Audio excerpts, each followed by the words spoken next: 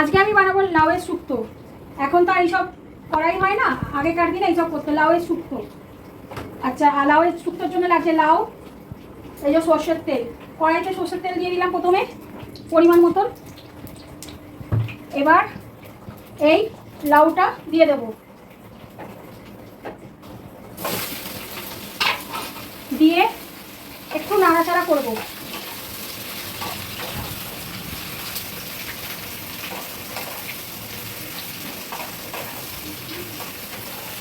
এটাতে একটু নুন দিয়ে দেবো, এটা একটু ঢাকা দিয়ে ভাজা ভাজা হতে দেবো। এদিকে আমি ফোড়নের জন্য রেখেছি তেজপাতা আর রাঁধুনি, আর আদা রাঁধুনি বাটা বেটে এর মধ্যে নেড়ে চেড়ে দেবো। আর লাগছে আমার বড়ি আর চিনি আর দুধ। দেখুন কিভাবে করি শুক্তোটা।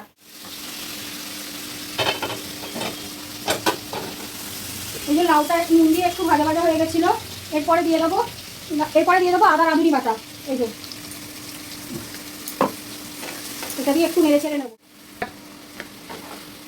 এই যে এবার আদা রাঁধুনি বাটাটা দিয়ে নেড়ে চেড়ে নিলাম। এরপরে দিয়ে দেবো এতে পরিমাণ মতন দুধ দিয়ে এই লাউটাকে সেদ্ধ করতে দেবো।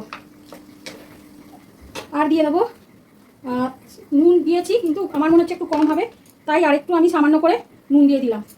এবার এটাকে ঢাকা দিয়ে সেদ্ধ করতে দেবো। এই যে আর একটা কড়াইতে আমি তেল দিয়ে দেবো।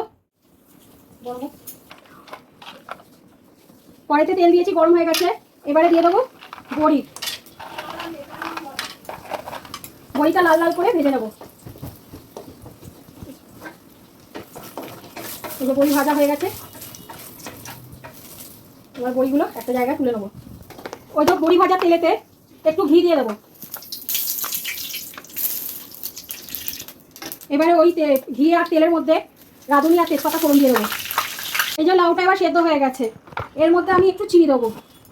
একটু চিনির পরিমাণ বেশি দেবো, এটা যেহেতু লাউ মিষ্টি মিষ্টি হলে খেতে ভালো লাগে, তাই আমি 3 চামচের মতো চিনি দিলাম।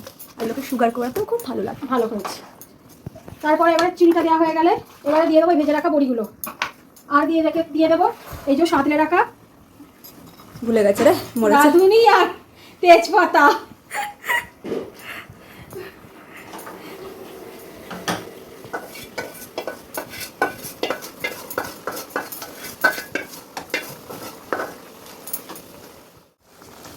এটা দিয়ে ডিমে আছে আর 5 মিনিট ফুটিয়ে নেব। এইরকম একটা রেসিপি যদি আপনি করে খান, পাশে মাছ মাংস পড়ে থাকবে, কিন্তু এটা দিয়ে আপনার পুরো ভাত খাওয়া হয়ে যাবে, গ্যারেন্টি দিয়ে একবার বলতে পারি। এই যে আমার শুক্তো রেডি, লাউয়ের শুক্তো রেডি। স্বাদে যেমনি গন্ধও সেরকম, এখানে একদম গন্ধে মোমো করছে, খুব সুন্দর খেতে। আপনারা একবার বানিয়ে অন্তত খান, খুব সহজভাবেই এটা দেখানো হয়েছে।